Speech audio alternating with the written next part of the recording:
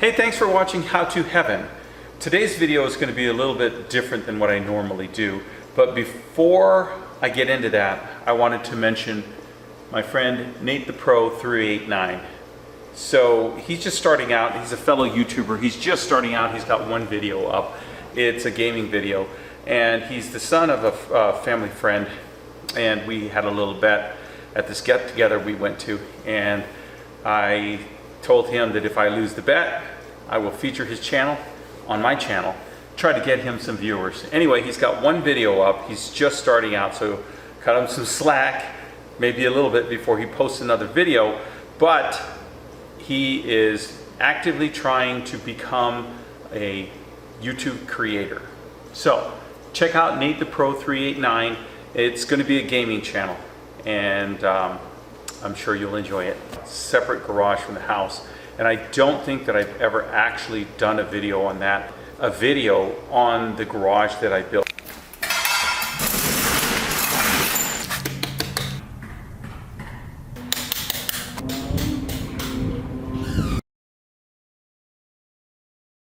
Okay, so what is today's video going to be on? Well, it's just going to be kind of a maybe a vlog style video. I'm not doing this long term. I do how-to videos, but let me just tell you a little bit about what I'm doing today. So a lot of YouTube creators, and I know because I watch a lot of YouTube, they look for content and they reach out to their viewers and they ask them for suggestions and ideas.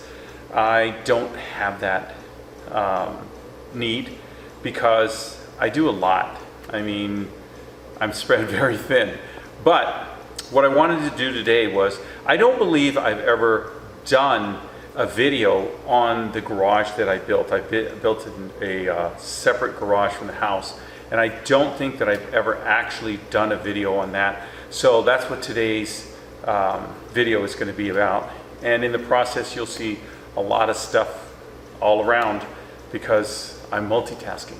So with that, let's get to the video. So here is the front end of my garage that I built, and I've got a 10 by 16 roll-up door there. Got some windows here, and they are styled to match the house, and that's because of the requirements of the homeowners association. You'll see there's a little camera up there for security. Got quite a lot of built-in security. Since I built it, I've had the sidewalk done, and so that's not finished yet. I've got to paint that.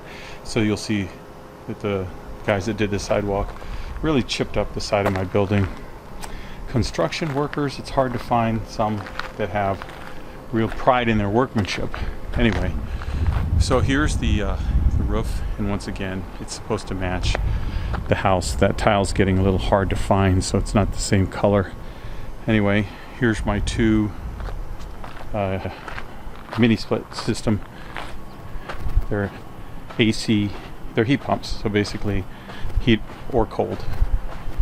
From the outside, you'll see I've got another window here, got a bathroom window here, and we've got some erosion going on. It's had some real bad storms this year, so got a little erosion onto the sidewalk. I'm going to do a small retaining wall in there, and I plumbed for a outlet for a hose bib, and you'll see there's more security going on there. There's cameras all around it, just in case. And there's my carport area over there. This is a future project. Anyway, here is the front of the house, and you can see that it has what's called like a push out. So they have this area here that's like a pot shelf, and so being that the architecture had to match, I did a small shelf right there, larger. There's the push out right here, and you can see that that also comes out, as well as over here. I'll show you the inside. Got another hose bib, yet another hose bib. Now here's the side, and this is the door. Still working on finishing some of the trim pieces and stuff. but got another window here, and then here's my carport area. And this is 10 by 20, and gotta do some cleanup. The storm really blew junk around, but you'll notice this cutout right here, and the reason the cutout is here is because I've wired for a compressor and a central vacuum system, and all those nicks are from the guys that did the sidewalk. So hard to find quality people to do trade work. I try to do as much myself as I can. So I'm just showing you the top of the carport, and you can see it's got some LED lights there. And this is a 10 by 10 door, and I've started doing a brush seal, and I've got to do the brush seal along the sides. That's going to be maybe another video, depending. And you may have noticed that I have outlets all the way around. I did that because I never want to have to run too long of an extension cord, and it goes around all four sides of the building. And then I did the rain gutters, and you can see that right there. And everything is, I pre-wired everything. I did all the electrical. Fault garage door. So what you heard just now was the alarm system, and it's alarmed and zoned to the house. So this entire room is on an alarm. And here's from the inside. Now I used this bubble insulation, and it worked out great. It reduced the interior heat here probably 30-40 degrees. It is a west facing door, which means that the summer sun in Tucson, which is where I'm located, really beats on that door. And that little tin door, the heat just transfers right through. And because I have an air conditioner, I really want to keep it temperature controlled, so I put that on there. And I'll show you how I did that, although I'm probably not going to do the video. I use this double-sided tape, and I watch Project Farm. I really enjoy his videos. He does a lot of comparisons and ratings, and there's just one thing that I found out was that some of the stuff that he does, because it's, you know, I mean, time takes its toll. So he recommended, he did a video comparing double-sided sticky tape, and based on his recommendation, I bought the tape. It's not 3M, but his recommendation was for this tape on Amazon. So I bought 4 rolls of it, and I used it on that door, and I put the tape up before I put this foil backing, and I thought that the tape would be enough to hold it up, and actually it is holding. The problem is that areas like this where it doesn't stick pops out, and the reason that's a problem isn't because it's falling down, it's because roll-up doors have a stop, and if you look up there, there's a stop, and when this bulges out, it catches that stop, and the stop goes underneath, and it just, you know, kind of peels it like a banana. It's not a good situation. So I'm going to have to redo this and probably use some liquid nails or some kind of adhesive in addition to this tape. So my point being that although Project Farm recommended this tape, I am sure that they must have changed the formula, because this tape is not effective. It works for a little while, and then it just starts to come undone. So you've got to look at the time the video was made. You know, products change. This came from China. You don't know what's going on there, because it could be a different adhesive altogether by the time it ships. So take it with a grain of salt when you're doing a project. Anyway, I'm going to have to use the tape and maybe some liquid nails. All right, so you come into my garage right here, and like I said, I did all the wiring and everything. So you come into the garage right here, and what you'll see is a bank of switches, and it's because I ran all the electrical. I never want to run out of outlets or actually the ability to control the switches. So here we have overhead switches that control these lights, and you've seen it on the front of my videos. I've got a lot of videos with that as my intro, and I turn on all these lights, and they're all individually on a switch. Still working on those. You see that light hanging? That's an LED light, and I glued it to that fan. That's a whole long story, but anyway, those lights are also all individually controlled, and you can see, where are we here?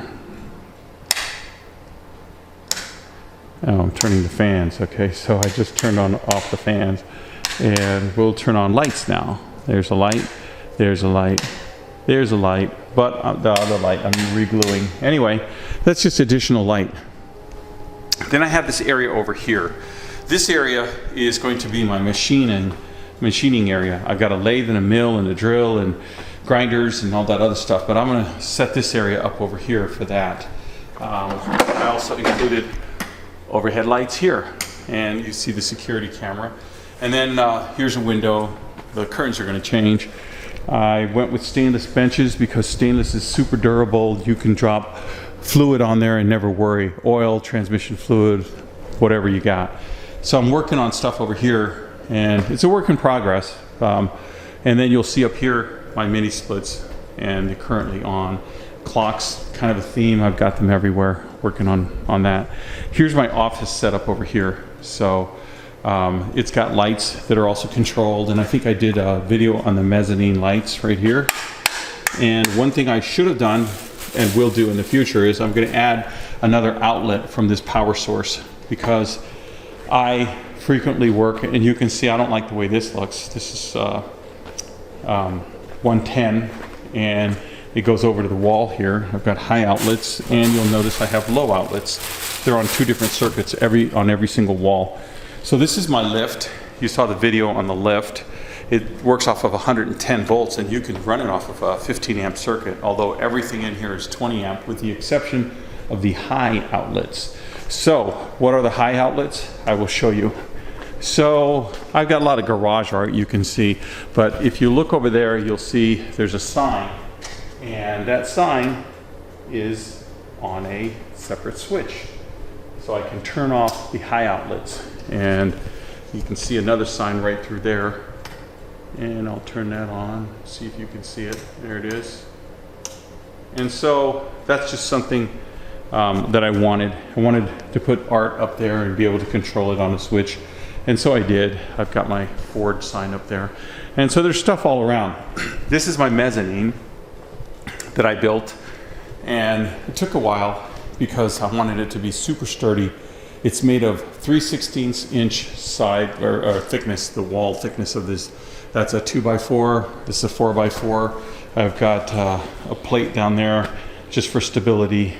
This one is independent, but it's got 4 bolts, and you can see how what I did was I welded on a tab onto each of the side pieces and then bolted and threaded that tab so that I can put bolts all the way through. And I did that on all 4 corners. Then I have what I call the spine, and it goes down the center there. And those little U brackets, those hold up the 2x4s, and the 2x4s sandwich in between so it can't fall out. The little screws were just there temporarily to hold the 2x4s while I put the plywood up, but I never bothered taking them off. And then you have on each spine, it's being held on by 12 bolts. A little bit of overkill going on here, but I'd rather have overkill than a collapsed mezzanine. And you can see what I did here was I actually went into the stud in the wall, and so that post is anchored on the stud. That post over there is anchored on a stud, as well as that one over there. So this isn't going anywhere. It's 3/4 inch plywood, and you can see that the rafters there, the joists are running. The spacing isn't exactly equal. I put more spacing over here because I anticipated a greater load because of the crane that I built, the little electric crane hoist. And so the load gets spread out. The reason I put the 2x4 there is because the plywood sheets, I wanted support on the ends. So that's what that's all about. And you can see up here, I've got an additional mount for that hoist in case I want to move it. I'm trying to anticipate things. It's a lot easier to build 2 than it would be to build 1 later on. So there's my hoist. And up there is 200 square feet of storage. All right, so here's my restroom. I have kind of an industrial theme as well, so wherever possible I would get real commercial quality items. Now this is a pocket door, and this leads to my bathroom. And you can see that it's soft open, soft close. It's from Amazon. And once again, additional switches for lights. So that one is my light fan. Then I have my bathroom light. Then I have shower lights. And the last one last switch is for the fan. There's a fan in here as well. I've got GFI running, additional outlets, granite countertops. This is my mirror right there. These are all LED lights. Everything you see is LED. And forgive the dead moths, but it's that season. And here's the shower and bath in my garage. I've got my toilet over here, and here's the window. Needs to be cleaned, but that's where we were a little bit ago. And so I have a commercial hand dryer, and it works great. And so that's my shower in my garage bathroom. So there you have that. And it's my office. I'm gonna kind of censor that, and I've got sensitive documents and things. So anyway, I've got over here is my supply area, supply cabinets. I've got another cabinet to put in, and I'm not sure. I don't know if I'll put it right here or maybe just put it against this wall over here. The lift is portable, so you can see those wheels there. And if you don't know how that works, maybe I'll do a video sometime. But this is an Advantage lift. Had this lift for a few months. I love it. I have no complaints whatsoever. Well, there's one tiny complaint. These little bitty circlips are spring-loaded not. They're supposed to be very, very weak. I found one on the floor, put it back on. It's got no spring in it at all. So actually, we need to relax this. Watch those cables. See how they get relaxed? It's because somebody left this under pressure. Most likely me. I lifted it. Now, it's got these really, really super nice stops, and there's one in every corner, so there's no chance this baby's going to collapse. Plus, the Advantage lift uses really super thick cables, and they give you the aluminum ramps, they give you wheel chocks, they give you the wheels, they give you 4 drip trays, they give you this jacking plate, which is super heavy duty, 4,500 pounds, I believe it. You can jack from that. And you can also drain oils if you want. There's a drain on it. Love this thing. Let's see what else we got. So here's my wall right here that I haven't done anything with yet, but this is going to be my toolbox wall as soon as I get my toolbox straightened out. You probably saw the video on the great deal I got on Lowell over there. I named my stuff. So that's Lowell over there. Harley over here, Harley Davidson, but Harley I picked up at a pawn shop, and I haven't loaded Harley yet, but you can see it's got all these drawers and they're lockable. So that's another one. Here's a table I got at an auction. Got a lot of projects going on. Right now I'm in the middle of doing some cabinets for a condo remodel, and that's what you see here on the floor. So content is never an issue. It's actually editing that's the issue, because it's the bottleneck. I've got tons of videos in my hard drive that I haven't rendered yet because it takes hours and hours. It's actually shorter to render or to take a video than it is to edit a video. But I just wanted to show you some of the stuff that I have over here and projects I have. Used to have a Ford Ranger that's long gone. I've got little taps right there that, what are those called? I can't even remember, but they're like riv nuts.